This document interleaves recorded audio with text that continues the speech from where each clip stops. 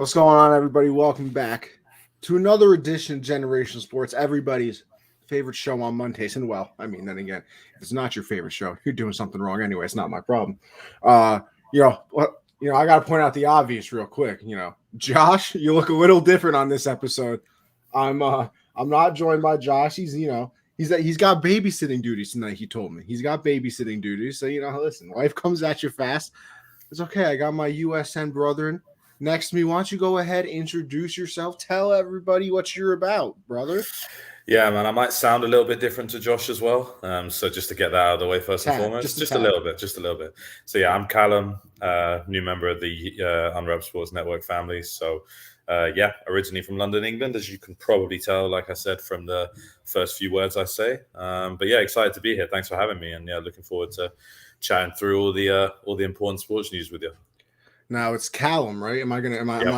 All right, no, that's perfect. And to be fair, most people butcher it, so no, absolutely fine. But yeah, I'm. You can call me whatever you want. I'm not fussed. I get it all the time, whether it's a slight mispronunciation of my name or something derogatory to do with being British or Harry Potter or this or that. So whatever you need, it's all good. Now you see, I got all my derogatory things out of the way only because I worked with the girl who's from England as well, or whatever, I worked with her when I worked at my former job. So, I got all my things out of the way. I learned all your weird little things, the car park instead of a parking lot. Yeah. You guys like to say bin. My favorite thing, though, was water bottle. That was my favorite. I loved it. Yeah, what good old water bottle. Yeah. I mean, it's funny because I'm here in Texas and here we have a Whataburger is the big local kind of fast food chain, but I have to say it Whataburger, because if I say it with my own accent, it would be Whataburger, which everyone's like, did you say Waterburger? So, it is what it is. But it's funny. We speak the same language, but we definitely don't. So at least we got sports to keep us together, right? Yeah, you know what? They do say sports is, the great unifier, some would say. But with that, listen, might have a little bit of a quicker show. My boy got, some things going on. He jumped in last minute to help me out, so I didn't have to do, solo dolo, which, by the way, I'm very talented. I probably could have done. Yeah, that's right. Probably no, never. I love talking to people. Love it. Listen, usually me and Josh, after a nice little UFC card, we would start with that. But I'm going to be honest with you. Didn't watch a single second of it. I didn't watch it. Now, do I wish I did? Yes. But listen, when the boys call you up and say, hey, listen, we're going to the bars tonight. You want to come out? I've had a tough time saying no recently. So, I went out, had a nice little time, and I didn't get to watch. Now, Callum, I don't even know. You watch UFC at all? Yeah, I'm a fan. I mean, I didn't. Similarly to you, I was otherwise occupied on Saturday night. I was interested to see how Covington and Masvidal went down. I was probably cheering for Masvidal. I've always quite enjoyed him, so a little bit disappointed that Covington managed to get the fairly comprehensive victory. But yeah, I enjoy the UFC, and it's funny because I think as many people in the UK were introduced to the UFC thanks to obviously McGregor and everything that he did. But now you've got people like Paddy the Baddy, who I don't love his soccer team, and we can talk about that a whole other time. But as a fighter, he's exciting. He's got personality, and UFC's huge in Europe and around the world. And so yeah, I was sad not to get to watch it, but there's always another card, right? Exactly. Listen, shout out ESPN Plus. They'll put the card up. Maybe in a couple weeks, I might go back, take a little look at what I missed. But hey, going on Twitter, it also didn't seem like I missed too much. It looked like, Covington got the win pretty easily. Now, upsets me because he is the biggest tool I've ever seen in my entire life. So I was absolutely rooting for Masvidal. But hey, sometimes you just can't get the job done. You know what? He'll come back though. We'll hopefully Kobe gets beaten by somebody else. We'll be okay. So listen, Josh will be back next week, hopefully. Then we can go back and recap UFC 272. But until then, listen, I apologize. What can I say? We'll go to the NBA, though, where I can actually speak on things. The Warriors have just won 2 2 of their last 10 games. Now, this is because Draymond's out. I know that they still haven't gotten Wiseman back, I believe. Clay, I wouldn't say is still getting the hang of things because I feel like that's too, putting him down too much. But I wouldn't say that he's, in the full swing of things yet, even though he has been back for a little bit. How much do you put this on Draymond that he really is, one of the key things of the success? Because I'll be honest with you. Ready? I'll be honest with you. This has been a hot take of mine for a while. I think Draymond mid, probably below mid, honestly. And I've always thought, Draymond was kind of just along for the ride. Like he was one of those players that was there.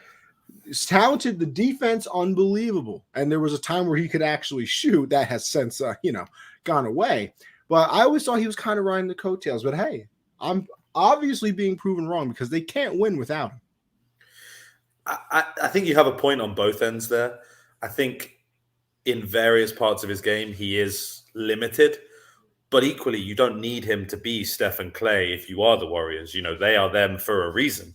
And what they miss with Draymond out is that kind of floor general defensive personality, that grittiness. Everyone loves Steph and Clay chucking up threes, throwing them down from deep. But there's a reason why you don't have 5 of them on the court at the same time. You need to have some variety in the team and in the rotation. And they do, far be it from me to call any professional athlete soft. But without Draymond, they look softer, if you like, as a team. And they've been unlucky. They got a really, they've played some tough opposition in the league, in the past few games. The Nuggets only beat them on a kind of prayer of a buzzer beater. They've lost twice to the Mavericks, I think is right. Luka is, for my money, a god. And so, there's not reasons. Not wrong there either. There's reasons that you can lose games as the Warriors. And, it's not like they're in, a particularly bad position when you look at where they are in the Western Conference standings. Obviously, we're prisoners of the moment, in the Twitter generation for sure. It's, what have you done for me lately? I don't care that you won 10 games in a row in September if you've only won 2 of 10 in February and March. So, yeah, I'm not surprised that there's panic to an extent about the Warriors. But, when it comes down to it, they aren't at 100% strength. And whether we think Draymond is revolutionary or generational or any of that, he's certainly someone who has helped them in the past, and they are a better team with him in the rotation. Now, here's my other thing too, is because I feel like the popular thing to say too is when good teams struggle in the regular season, it's always, they're just waiting for the playoffs. They're just waiting for, and I feel like that's always made the excuse for whenever a good team is playing bad. And I don't know if, and like I said, and I mean, actually, like what you said, we're acting like they're they're the second seed. Like they're the second seed in the Western Conference. Like, we're acting like, they're down where the Lakers are, by the way. Thoroughly You're enjoying that. Thoroughly. I mean, all the Laker fans and Unwrapped, when they got their little Mickey Mouse ring, it was, they were having a good time. That's cruel. Speaking of good times, I'm still waiting for Caleb to send over my $250 that he owes me for the Lakers not winning back-to-back championships. But, it's a different story for a different day. Just saying, just waiting. The Venmo's still the same. It's okay. I take Cash App, Zelle, anything. I got it all. PayPal. If he wants to share, I'm available as well. So True. Look at this, Christian. Connie would rather everyone quit the season than compete during COVID. Christian, I didn't say that. But I just got a question. How you guys done since that Mickey Mouse ring, huh? How you done since then? Just saying. You think if that was a regular season? I don't think if it was a regular season, you guys would. I'm just throwing it out there. So you're on the record saying if it's not in a bubble with no fans, the Lakers don't win that year? Absolutely, they're not winning it. Okay. It might be. No, I'm not going to disagree with you per se. I'm just interested in the tape. I'm interested in the tape. What was it? COVID showed the adults from the kids. Chris, I'm a grown-ass man. Grown. Many ways, you know what I mean? But I don't want to just say that the Warriors just, it's the playoffs now, we're going to be able to turn it up. Because you can obviously see the things that's wrong with them. And what do we know about them, right? We know that Steph can play in the playoffs a little bit. Yeah, he's had, I guess people, oh, he's not that good in the playoffs and crunch time, he can't do this and whatever. Game 7, he did that. We know what Clay can do. We saw him. Listen, I'm a borderline Thunder fan. Like, basketball is my 3rd favorite sport. So, like, yeah, I pay attention a little bit. Talk about casual. Yeah, basketball, that's for me. We saw what Clay can do. I mean, I remember that game 6 against my Thunder, like I said. Draymond, yeah. What do you know about everybody else? You're confident in Wiggins in the playoffs? Like, he's never been there. What has he done in the playoffs? Iggy, I mean, yeah, he was in the playoffs. What do you know about Jordan Poole, though? What's Wiseman going to be when he comes back? Like, what do you know about them? Well, they're unproven to an extent, and you have to be fair and say that, and your point is perfectly valid. But on the flip side of things, there was a time when Steph was unproven in the playoffs. There was a time when LeBron was unproven in the playoffs. And so for me, I'm going to give these kids a chance to prove that they can do it. I think Wiggins has rejuvenated his career in a really good way for him. We all know how he ended up an All-Star. It's a whole other discussion. But, I'm happy for him finding success finally. I mean, you're telling me anybody wants to be the 7 seed and play the Warriors? Nah. No, oh, absolutely not. You avoid that team regardless, because on any given night, Steph scores 30, Clay scores 30, and you're down by 20 after 1 quarter. I mean, it could happen 100%. I think Clay's not back 100% yet. He's doing well, he's doing fine, but he isn't the Klay Thompson of old just yet. He's working his way back. He'll get there, and I think, to be honest, he'll probably start to hit a proper stride in the playoffs, which is good for Golden State. I don't necessarily think that I'm going to sit here and say I think Golden State are, primed to win another ring this year. I think there's a lot of impressive teams, across the league, and certainly in that West that is stacked. But this is not necessarily a quick fix. I mean, I've just done a little bit of due diligence and just looked ahead. The Warriors' next 6 games, they go Nuggets, Clippers, Nuggets, Bucks, Wizards, Celtics. That's a pretty hard run of 6 games. There is only, I mean, if you're looking at that, I'd say I will put my neck on the line and say they will definitely beat the Wizards. But beyond that, the Clippers can be weird. Let's go. The Nuggets are amazing. Let's go one game at a time. Let me go 1 game at a time. Yeah. So Nuggets. Is that home or away? We're talking. We are at Nuggets. I'll give them a loss for that one then. Who's stopping Jokic? I mean, this man just had a 45-point triple-double on 70% shooting, by the way. 70%. Listen, I'll happily sit here and wax lyrical about why all the best players in the NBA are from Europe. That makes me very happy. I'm very happy to do that if you like. I'm still taking KD over everyone. I'm taking KD over everyone. I'm just throwing it out there. I won't say anything against KD. No chance. He's an incredible player. So yeah, at Nuggets, you said loss. Yeah. Hosting the Clippers, probably win. Yeah, I give them a win. Yeah. Then again at Nuggets. I struggle to give them 2 losses to them. I hear you. So they can split that. Okay. Yeah. So they'll be 2-1 after. Oh, wait, 3. Actually, here's another very important question, though. Yeah. Are any of these back-to-backs?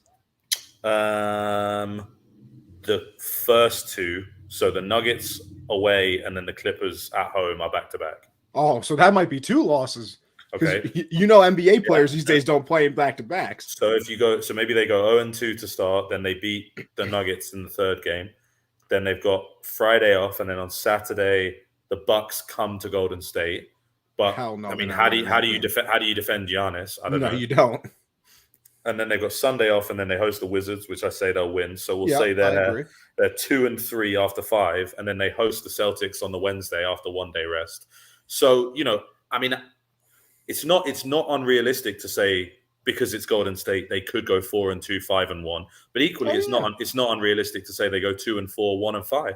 I think realistically, we've just kind of said there they might go 3-3, maybe 2-4. And I mean, that's not a great run for Golden State. But equally, who are we to doubt what Steve Kerr's done with that team? Because they've built a machine, and they will be absolutely fine. There's no stress in my mind whatsoever that they're not going to end up at worst. I mean, I'm looking at the seeding. They're 2.5 games ahead of the Jazz, so I mean, let's just, and they're tied effectively with the Grizzlies. So let's just say that maybe they find a way to lose enough games to drop below the Grizzlies and the Jazz.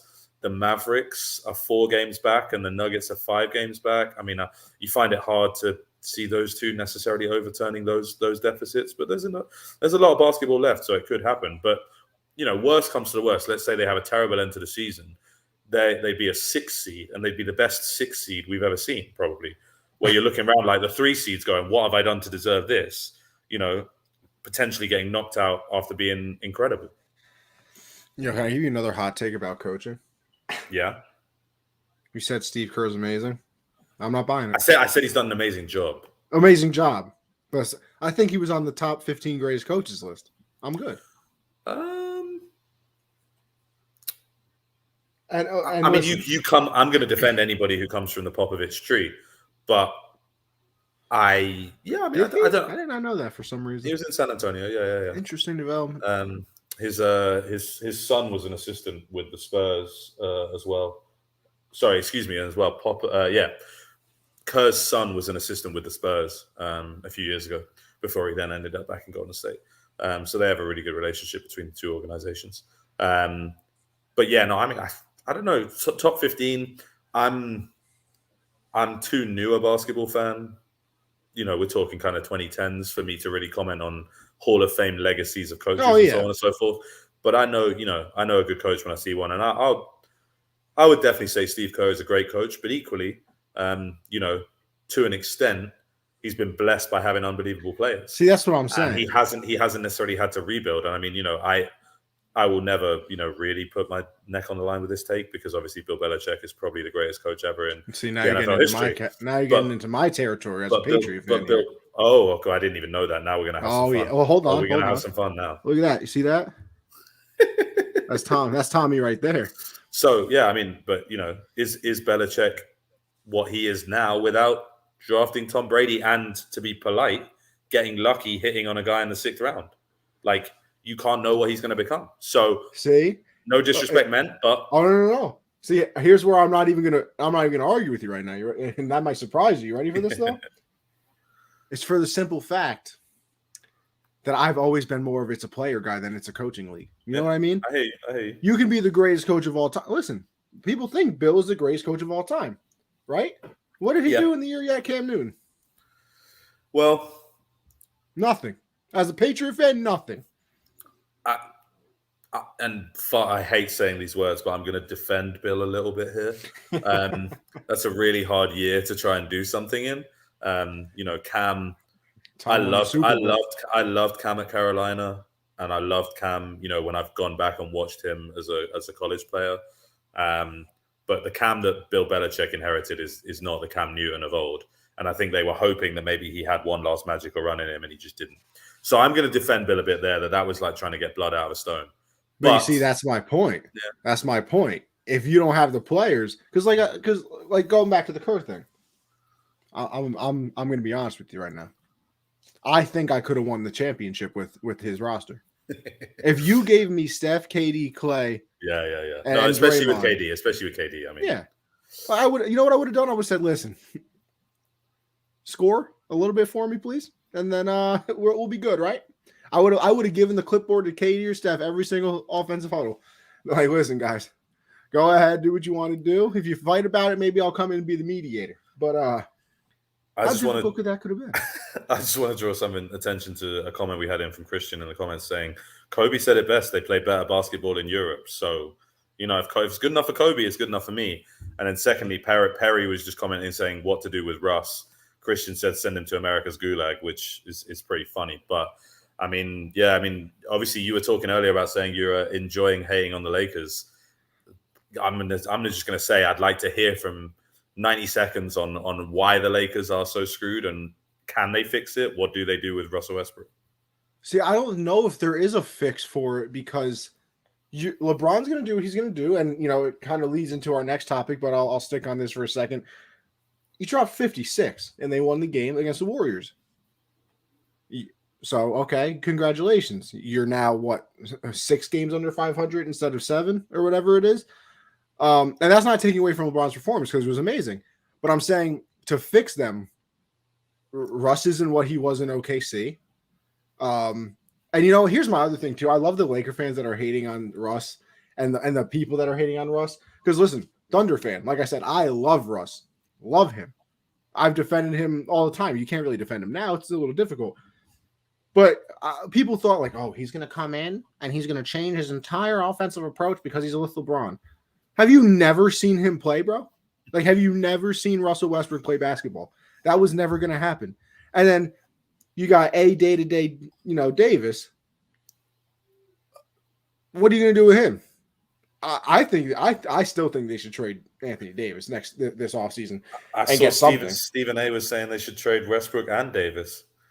I mean, I wouldn't be against it. I don't know. See, that's the thing. I don't know what you're getting for him. I don't know what you're getting for Russ. Not much for Russ. He's at an age where people are not going to start spending high draft picks or really talented players to get him, especially with kind of the later track record of his career where it hasn't really worked here and then it hasn't really worked there and then it hasn't really worked there again. But no, I mean, I think AD's still got a high price. He's still young enough that, somebody would take a chance on him for sure. But do you get the same thing you got for AD as the Pelicans did when they traded him? No, because now probably not. I was going to say because now but it's probably enough that it's worth it. If you're LA, if you're trying to rebuild, and at the end of the day, you already know unless you draft Bronny Jr., LeBron is gone whenever Bronny Jr. comes out at latest because he wants to play with his son for at least a year. So maybe they say, yeah, maybe we'll go do a rebuild. And then Christian in the comments says, call Portland and get Dame. I mean, that would be... If Portland traded Dame for Anthony Davis, I would call them idiots. I would hang up the phone the minute they said that. I really would. Okay. I love Dame. What's Anthony Davis going to do for him? He's not going to carry me to anywhere. I'd rather still build around Dame. At least he's a point guard, has the ball in his hand more than Anthony Davis would. I mean, at this stage, I think it's pretty clear in the league that you can't win a championship with one player. Bro, can you guys stop shoving THT down people's throats? Nobody wants Taylor Horton-Tucker. Nobody cares about him. There's a few teams he'd make better, but I take your point. I was going to say something else. Now Christian got me all riled up, as he always does, because you were leading into the next topic, whatever that was. Yeah, that is true as well.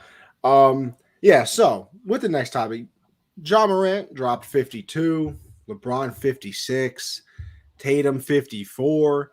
I mean, you got KD who can drop 60 if you felt like it on any given night. Kyrie can do the same thing. James Harden can do the same thing.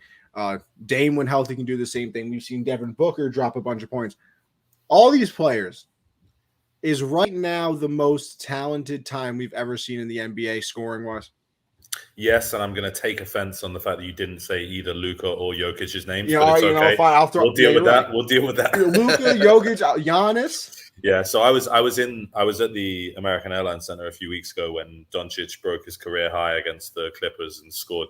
He had 20 something in the first quarter, and when those guys get going, they're just incredible. I mean, yeah, I think in my time as a fan, it's definitely the most talent I've seen. I mean, you look down the league and pretty much, you're struggling to think of teams that don't have a star. There's genuinely, in even teams, like San Antonio, which is close to my heart, like DeJounte Murray is flourishing and blossoming into a true star in the league. Okay, see that shy. Exactly. And you're at a time where even the bad teams, and I say that respectfully to the Sacramentos of this world, but even the bad teams have a star guy on their roster.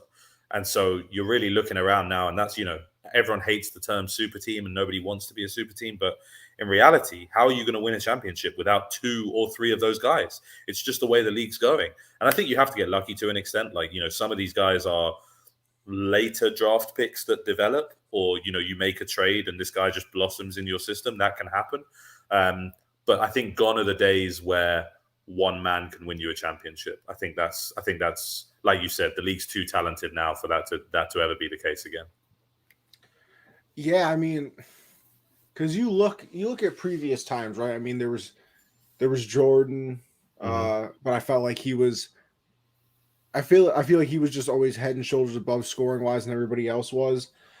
Larry, he could score at will. Obviously, Kareem could. Allen Iverson, Kobe. But like now, there's so many people that can score that it's almost like, is anybody like, all right, let me not say is anybody head and shoulders above, because I to this day I still think KD's the greatest scorer of all time. If I needed someone to score a point to save my life, like Max Kellerman said, if the death beam was pointed at the world, I'm not picking Iguodala, not me. I'd pick KD, I really would. But like, and I think he is. I think he's better than everybody else, but like, I don't think he's head and shoulders above everybody to the same thing that Michael was. You know what I mean? Like, Jordan was head and shoulders to me above everybody else, scoring wise and probably overall player wise of his time. I mean, he's considered the GOAT to some people. I'm not getting into that conversation because let me tell you something. To some people, what? Hey, not everybody agrees. I'm not saying I disagree or agree with it. I'm just saying, listen, once you see when you see whenever somebody mentions Jordan or LeBron in the unwrapped basketball chat, you just buckle up. I might start doing that just for fun. No, I mean, I appreciate you sitting on the fence, and that's probably a smart decision.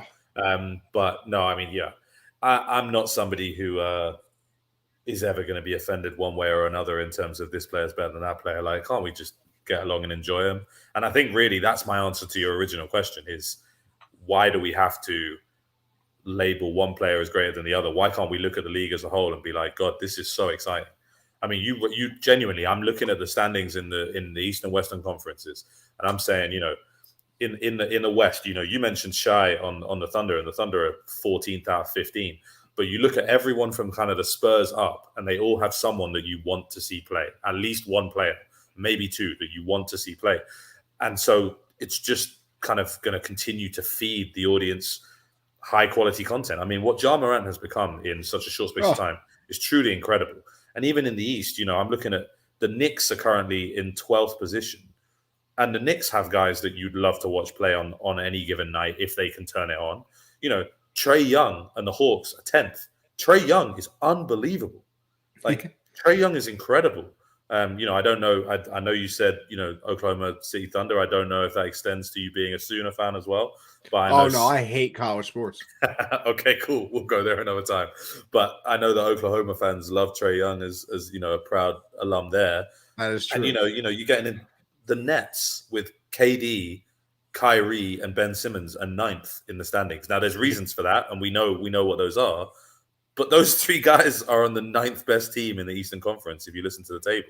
So clearly, the league is just absolutely stacked with stars. And, I can't really remember a time where I look at both conferences and there isn't a clear-cut favorite in my head for both finals at all.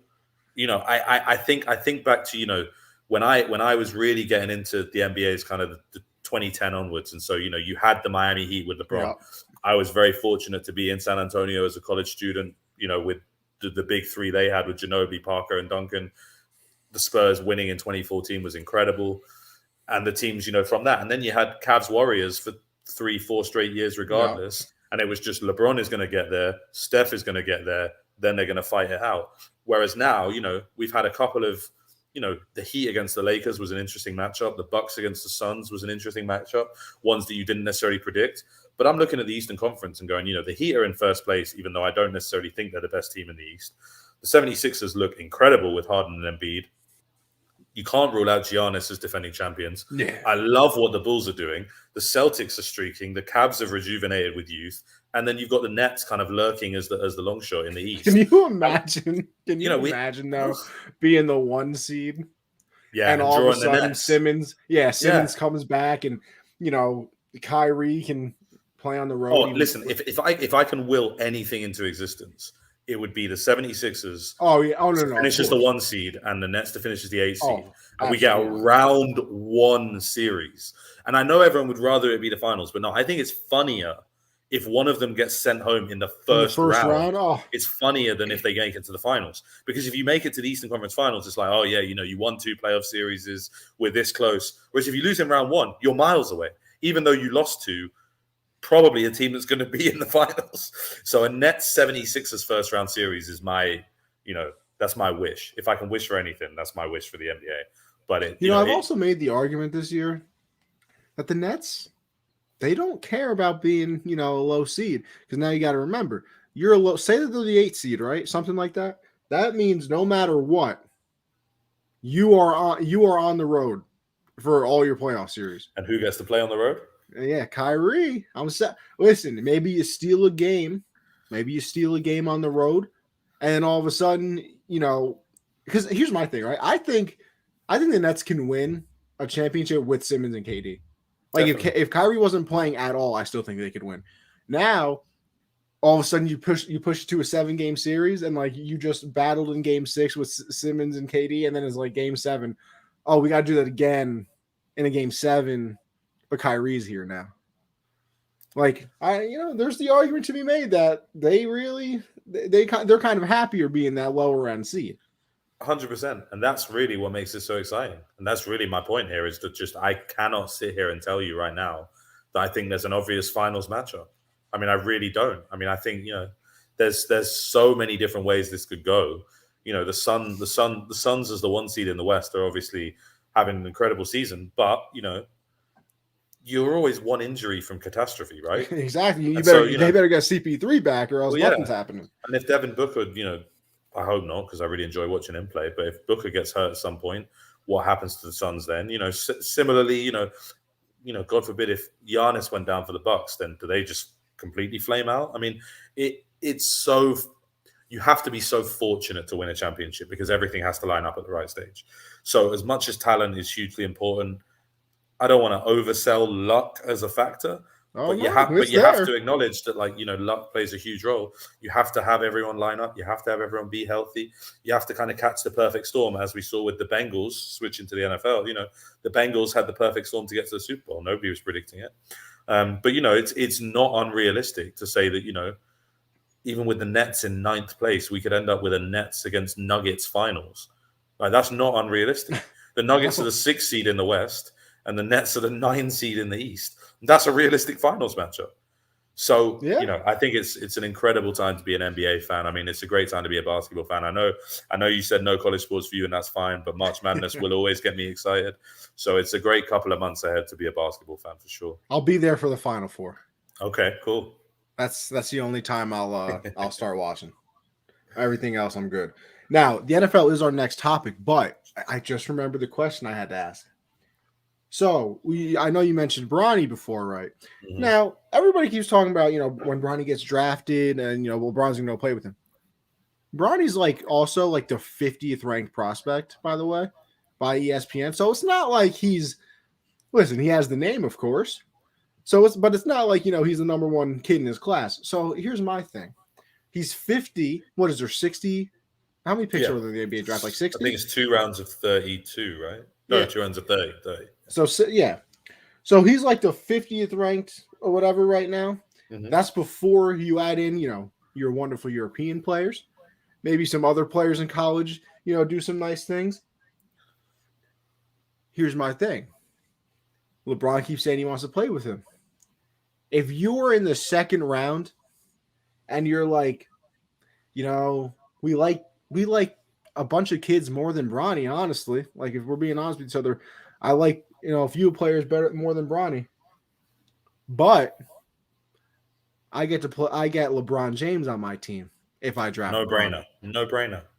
You draft him over the better player. I think different question. Somebody in the NBA will overdraft Bronny James Jr. because you get the LeBron handshake with it. And I was someone else. I wish I could tell you which analyst, because they made a great point. Someone on ESPN's NBA show was talking about, if you're Sacramento and you can guarantee you'll sell tickets for 2 seasons because you've got LeBron James playing, why the hell would you not do it? Any of these small market teams, I don't know enough about how good Bronny James is to speak accurately on what he's going to become in the league. But with that name, he will get drafted. Is I would put my hat on that. And, I don't know. I could see it, honestly, as silly as it sounds, I could see a team like San Antonio saying, hey, we can develop, the Spurs are big on developing players. DeJounte Murray's been there for 5-6 seasons, and now he's the all-star, who's really flourishing. And so you bring Bronny James in, you look at what LeBron has become. maybe Bronny's ceiling is 75% of LeBron. That's a pretty good basketball player, you know. So if you're the Spurs, you get LeBron in San Antonio for 2 years would be a weird thing because he's obviously played against them a lot during his career. But you know, you get LeBron James at the Spurs for 2 seasons and Bronny James for however long after that. You know, I think anybody in the Pistons could, Detroit, Yeah. I don't know. LeBron wants to move to Detroit, but if Bronny's there, then maybe he does. Now here's the other question, though, right? What do you still do it? Because I think Bronny's a junior. Yeah, it's 2 more years for sure. So there's 2 more years. Then he probably has, or did they take away? You still have to go to a college for a year now, or do they take it away? He could go to the G League. But either way, it's a year before. I Yeah. think you have to do something for at least a year. So you're looking at 3 years. Yeah. That's 3 more years of age on LeBron. What is he going to be, like 40 by the time Bronny gets into the league? Yeah, getting up there, but he's in pretty good still shape. Of course, but a lot can happen in 3 years, Sure. So if Bron declines, let's say 30% from where he is right now, 35%, do you still overdraft Bronny? Ask me in 3 years, I guess. You know what? I mean, that's a fair answer. Yeah, that's fair. it's hard to say because LeBron James today, that makes sense. LeBron James minus 25% in 3 years maybe doesn't make sense. But, all I know is that I think if you're a team exec and LeBron has done what LeBron has done for the league, whether you love him, hate him, adore him, can't stand him, whatever, I think if LeBron's wish is to play his last couple seasons with his son, I think most people in the league will kind of find a way to make that happen, if that makes sense. I think he's owed that much. Like I said, I wouldn't. I think you made a great point on the ticket sales thing, because imagine being the team that drafts Bronny, but then you also get to host the LeBron James retirement tour. Yeah, and you that's sell a lot of revenue, baby. You sell father son or mother daughter or father daughter mother son jersey packs. The adult gets James and the son gets James Jr. The family. I'm just out here giving people money. I think what? I think you should start a marketing thing. Venmo me. I'm just LeBron James. Listen, James and James Jr. T-shirt packs done. I'm just saying. $100. You said Venmo you, but it happened on this show. I think we wrote about 20%. No. We'll split it. 50-50 yeah. Is fine. 50. I was only going to take 20. See, Josh. You know what happens when you miss out? Sorry. 50-50 between me and Callum. We're good. All right, but let's go to the NFL. And listen, we were going to start technically with the combine, even though actually, let me save my combine, boss. I'll save that. But we got bigger news coming out here, and I kind of trolled it a little bit, naming this episode "Debt Collector." Calvin Ridley, baby, has been suspended for the 2022 season. It still throws me off, by the way, that we call it the 2022 season, because this season technically ended in 2022. So it always throws me off. It baffles me why we do this, because in soccer, which was my primary sport growing up, we refer to each season as 2022, 2023, because it starts in 22 and finishes in 23. So I don't understand why the NFL is insistent on, the Super Bowl is going to take place in February 23, but it's the 2022 season. How does that make sense? Doesn't make sense.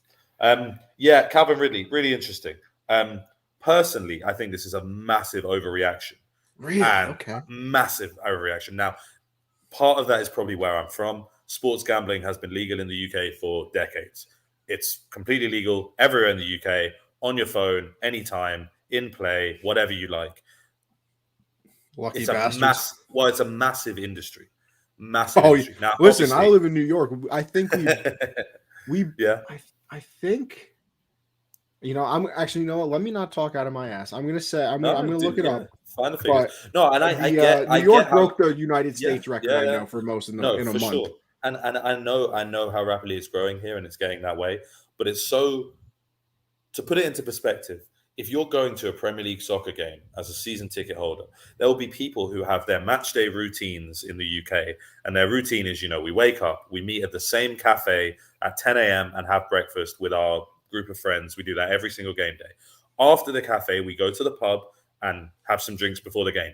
On the walk from the pub to the stadium, there'll be people who, as part of their matchday routine, is we stop at the betting shop, go to the bookies every game and put a bet on. And it's it's part of the culture of sports in the UK that gambling is part of it. Now, there's regulation, as there should be. You know, gambling is a serious addiction for a lot of people, and you know, if you have a problem, you know, seek help. 100%. Call 1-800 gamblers. You know, exactly.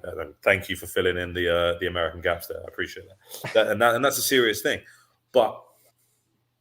And it was kind of popping off in a group chat I was in earlier. But you look at certain players in the NFL who've done certain things off the field.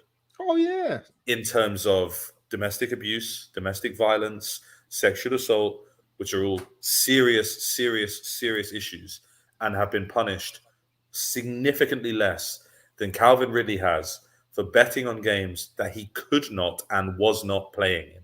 Now, it's a different thing, in my opinion, if Calvin Ridley is saying, I'm playing wide receiver for the Falcons on Sunday, and I'm betting that the Falcons are going to lose. Because Calvin Ridley can then go out there and drop a touchdown catch, which directly influences the game.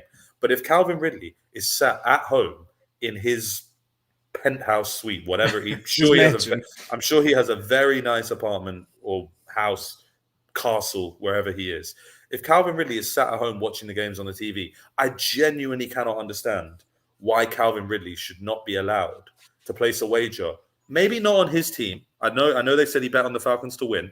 Maybe it should be you can't bet on your team. But if Calvin Ridley wants to bet on the Saints against the Panthers, an in-division game that he's watching at home, in my opinion, there is no reason he should not be able to do that. And the NFL really should be ashamed of itself for handing out this punishment for this crime compared to the punishments it's handed out for, in my opinion, far more serious crimes like domestic abuse and sexual assault. Yeah, that's.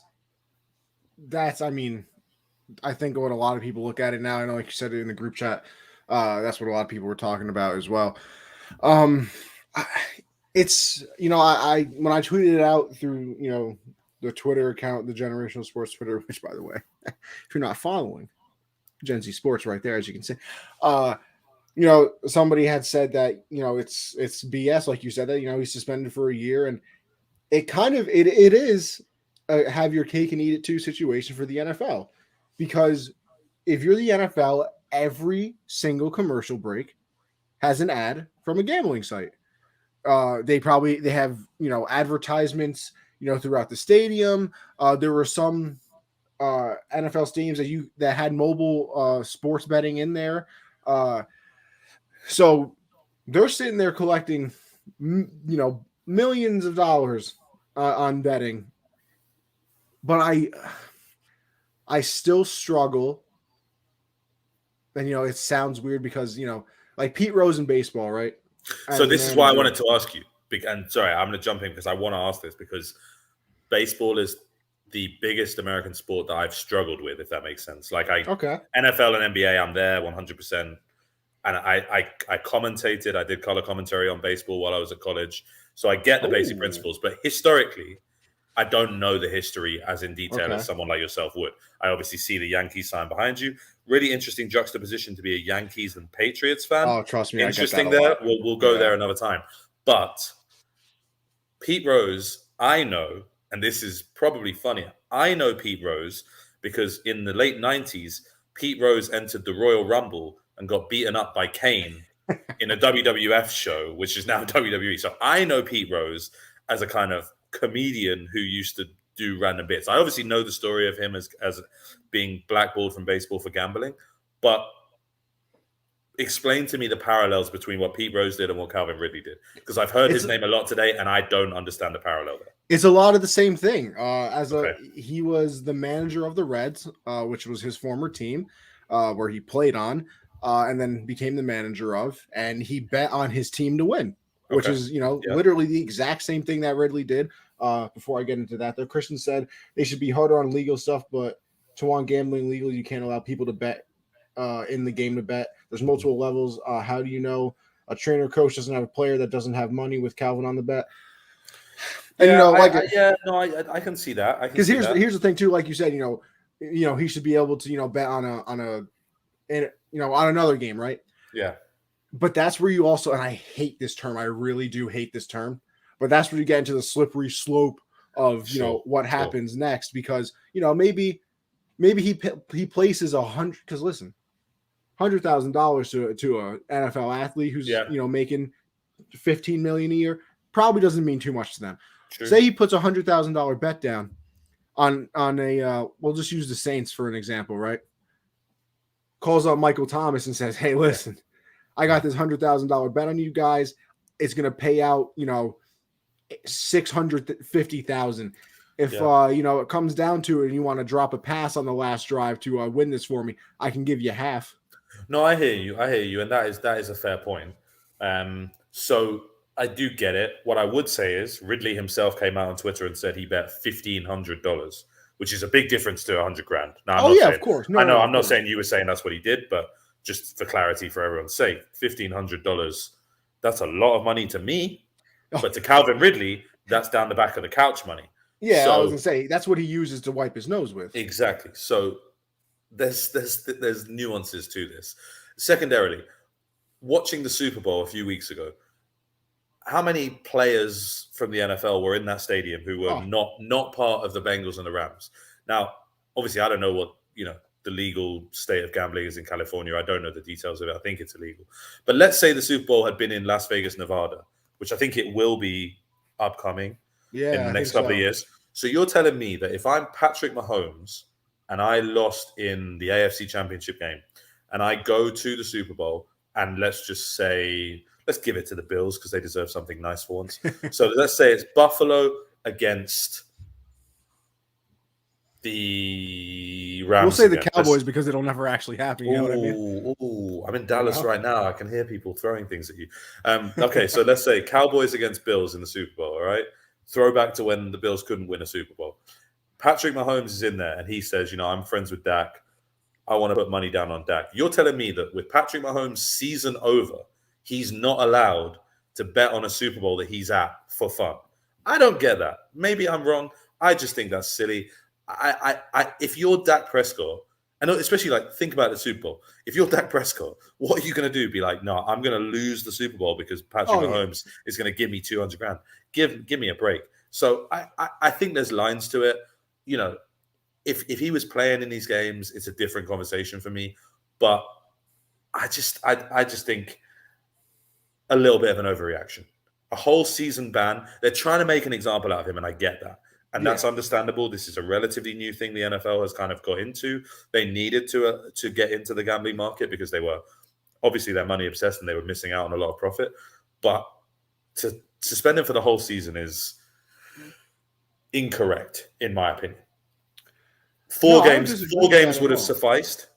And this is my point: is you've seen people get 4-game bans for deflating footballs, shall we say, right? And we can go there another time. I'm pretty sure it didn't even actually happen. But so 4-game ban for deflating footballs or season ban for betting $1,500. Make it make sense. And I think that's what a lot of people are going to struggle with. But here's the problem too. I don't think you can struggle with it mentally all you want. The NFL doesn't care because as long as their viewership doesn't decline, which by the way, I don't care how many people say, "Oh, I'm going to stop watching football." No, you're not. Shut up. No, you're not. There was a report that came out that a third of Americans watch the Super Bowl. A third. This is a big country, by the way. I remember when Kaepernick took a knee, and that was going to be the end of the NFL. On TV. Yeah, the NFL was done. Yeah. I remember that. Dude, yeah, I'm old enough. Yeah, old enough to remember that as well. I think it was Marcus Spears on ESPN today said that they're suspending it for the year because even though things like you said with the domestic, violence and the abuse, because here's the other thing too, how hypocritical is it that Dan Snyder is in court? He is in court right now, and he can hire his own team to investigate.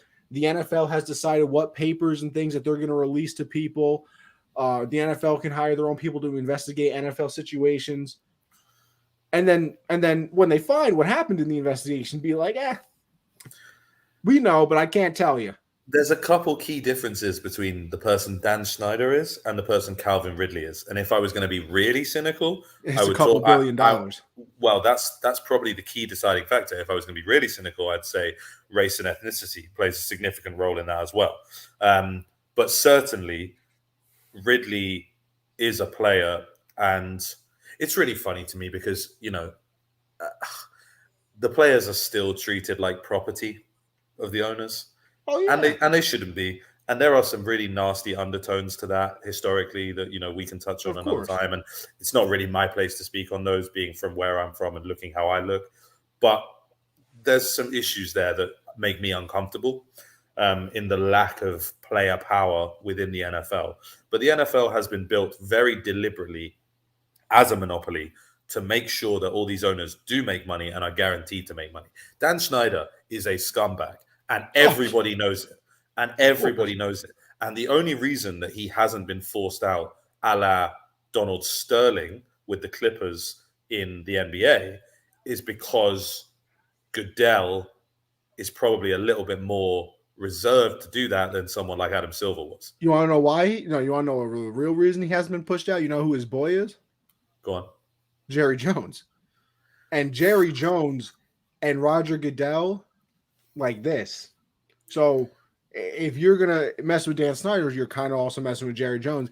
And you mess with Jerry Jones has a lot of power in the ownership circle. And that's not an opinion. That's literally statements that have come out that Jerry Jones has a lot of power within the NFL ownership circle, which, I mean, hey, by the way, I'm very impressed that you can have, power in a room full of billionaires. So congrats to you, Jerry Jones, I guess. But like, that's the thing too. You start messing with Jerry, then maybe Jerry has the owners turn on you, because here's the thing. And you know what? As a baseball fan, it annoys me to admit this too, because I hate Rob Manfred. I think he's a terrible commissioner for baseball, but people love to blame the commissioner for things when in all honesty, they're a puppet. They really are, because people forget that the commissioner works for the owners. The commissioner does not work for me and you. You know who works for me and you? The NFLPA and the MLBPA, the Players Association, because they're trying to help players out. And if the players want to do something, it's usually something that the fans want. A lot of the times it really is. The NFL commissioner, MLB, NBA, they are working for the owners. If the owners got beat in a collective bargaining agreement, bringing that back to baseball, guess what? Rob Manfred's going to get thrown out, not because he got and everybody would be happy too, but it's different things, because it'd be like, oh well, Rob Manfred brought the sport back from the lockout, but the owners would be like, yeah, he brought the sport back, but we lost, so now we don't like him anymore. They work for the owners, and people really do tend to forget that. You are right. You are right about that. So, Calum, how much time you got, buddy? About another 5. Another 5? How about we can do some quick fire stuff if you want to just fly through whatever's left. Yeah, let's fly through some things. I got to ask this. Even if it takes up the whole time, I got to know. Combine, overrated or underrated? I think I'm good. I'm good. A lot of fuss is made about stuff that is not that relevant. I mean, how many times have we seen? Like, I remember when John Ross ran a 40-yard dash that everyone lost their mind about. Person now. And what has John Ross done in the NFL? Really, respectfully, much better athlete than me. Probably a great guy. I don't know the guy, but I mean, it's not like John Ross has turned into Tyreek Hill. So I'm sure there are elements of the combine that are really useful in the scouting process, but I don't need it broadcast on ESPN and NFL Network for 4 days straight. I really don't care about the hand size of a quarterback. I couldn't care less about that. Nope. I quite like the 40-yard dash when the big guys are running, like, seeing what Jordan Davis did out of Georgia. There's some really interesting stories. But no, I mean, as far as I'm concerned, I'd be quite happy just to skip straight to the draft. I love draft day, 100%. Oh, but it usually falls around my birthday. It's fantastic. The combine does nothing for me. I've always been an avid combine hater. I really what am I going to learn from somebody throwing to wide receivers in shorts and a tank top? You literally don't even have pads on. And the pads are probably a little bit more restrictive. I'm just saying. I'm good just on a it. Little, yeah. Any thoughts on? Listen, you're like you said, in Dallas, Texas right now. little story coming out that Amari Cooper's out of there. Yeah, it's interesting. I mean, I'm a big CD Lamb guy, so Okay. I think CD and Dak proved they had a connection there, but Amari was still the guy he was looking for in the end zone. I think the Cowboys really like what they've got in their young receiving core of Gallup and Cedric Wilson as well. Who if you want a little future fantasy sleeper for kind of Ooh, look at this guy, late no seriously late rounds in your drafts this year, if Amari Cooper isn't there, I do like Cedric Wilson as a late round flyer because he produced when given a chance this season as the fourth option in a Cowboys receiving core that was stacked. So yeah, I do think the Cowboys would be all right without Amari. I think it's a strange move. I think you want to try and, if you had an exit like the Cowboys did, which was embarrassing really to lose to that Niners team, which should never have happened. I loved it, by the way. You don't. I'm sure you did. I didn't, but you don't want to give away your best players. So it doesn't make sense to me unless they really think they can't bring back key guys on the defense with the amount that Amari is being paid. So it's an interesting situation. I think the Cowboys offensively will be fine regardless. Pollard and Zeke as a 1-2 punch is fantastic. And like I said, I really like the rest of their receivers. They used the franchise tag on Dalton Schultz today. Not surprised by that. He had a breakout year as a tight end. And even Blake Jarwin as a backup tight end is a serviceable cog in that offense. So if it's really about creating salary cap room to support Micah Parsons on that defense, I get it. But it'll be really interesting to see if they manage to trade him and get something for him, or if it is just cut and dry and they cut him. Yeah, I mean, I'm not the biggest Amari guy. I know that me and Perry argued back and forth where he ranked, before the season started. Now, don't get me wrong. As a Patriot fan, I'll take him right now because the Patriots don't. I mean, they don't even know what a wide receiver looks like. You guys really need him. Yeah, they don't even know what a wide receiver looks like, and don't tell me that we're going to get one in the draft because, N'Keal Harry and I really wanted him to work out. How did you? Did you? I had a friend who went to high school with him, so I was kind of cheering. Really? For him, yeah. Hey, they still friends by any chance? Give him, get him on the show for. I'll ask her. We'll see what we can do. Perfect. Even better. So yeah, am I the biggest Amari Cooper guy? No. But I was a little surprised when I heard it. But here's my other thing too, and I've said this before about the Cowboys. I feel like they're paying top dollar to people that are not top dollar worthy. Like Amari Cooper, I think is in the top 5 highest paid wide receivers. He's not a top 5. He's not a top 5 wide receiver. He's probably not top 10, and I don't mean that disrespectfully. No. I think he's a great receiver. I'm probably a little bit higher on him than you are, and that's fair enough. But yeah, I'm thinking of guys in my head immediately, and there's, the Cups, the Devontae Adams I'm a big DeAndre Hopkins guy. Mike Evans. I mean, these guys are all up there. So yeah, it's going to be interesting. And because, like I said, then you look at DeMarcus Lawrence. I think he was in the top 5 being paid. Was he a top 5 pass rusher? I would go with no. Dak's in the top whatever of quarterbacks. Let me tell you something. Dak, not top 5. Not probably, border top 10, by the way. Borderline.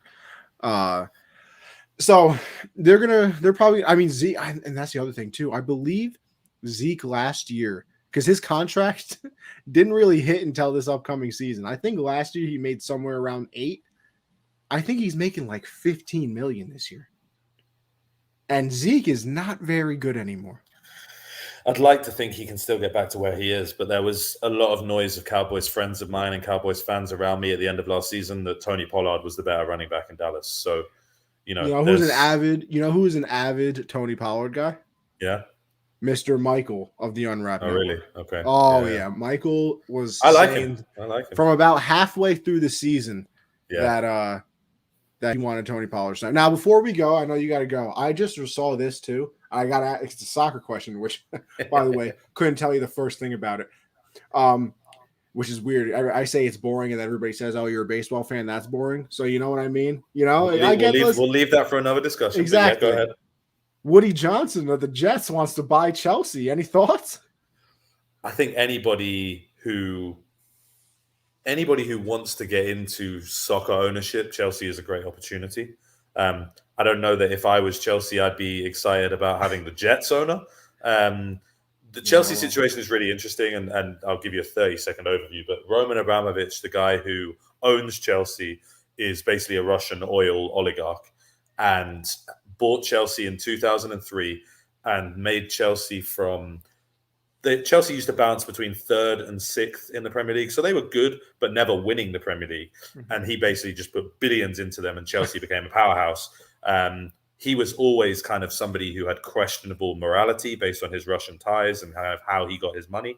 But he has developed into a very passionate owner for Chelsea, and he does genuinely love the club as a passion project. Obviously, with everything happening in Russia and Ukraine, thoughts and prayers to everybody in Ukraine affected, obviously. They have basically been implementing sanctions in the UK that means Abramovich is going to have to sell the club. He is basically saying he's going to sell the club and use the proceeds to support people of Ukraine. So he's trying to rectify, the wrongs and do good things with having to give up his passion project. So it's not a surprise that I heard the Dodgers ownership were interested in Chelsea as well. I'm not surprised that the Jets ownership are as well. It's a big-ish club in West London that is already going to be successful. They have Christian Pulisic, who's the current US men's national team captain, on their roster. So if you are an American owner, buying the club that has Captain America makes a lot of sense for branding purposes and so on and so forth. So not at all surprised to hear that, though. If I was a Chelsea fan and I had any knowledge of the New York Jets ownership and how they run that franchise, I'd be running in the other direction. Well, I would love to give you my thoughts on it, but I simply cannot do that. Listen, it has been a wonderful hour. I think we hit a lot of topics. Did we have a little bit more on the dock? Of course, but you know what? Guess what, people? That's the beauty. That's the beauty about having a podcast. We're going to be back next week anyway. And listen, brother, you're more than welcome to join anytime you want. Thank you, man. Before we head on out, give everybody a nice little rundown of where they can find you once again, and then we'll head on out of here. Yeah, I'm at Callum JD Squires on Twitter and Instagram, usually talking sports of some sort or another, and Callum USN on Colorcast as well. So hope to be back. Thanks for having me. A great time. Nice to get to chat. And I'd love to touch more on this whole Patriots Yankees thing, because that's really interesting to me. We'll get into it. As for me, everybody, you guys know what it is by now. Anthony Conover _ over on Twitter, Anthony _ Conover on Twitch, where I put all of the podcasts as well. A Conover USN on Colorcast. Obviously, I do this Generational Sports Mondays. That's every Monday, 7 Eastern. Tuesday, I do the hard count. Me and CJ taking a little break, but we'll be back soon enough. Don't you worry, people. We're not going anywhere. And then Thursday, I got Backstop Banter with Michael as well. Busy man. Talented and busy. I like it. It's all fun.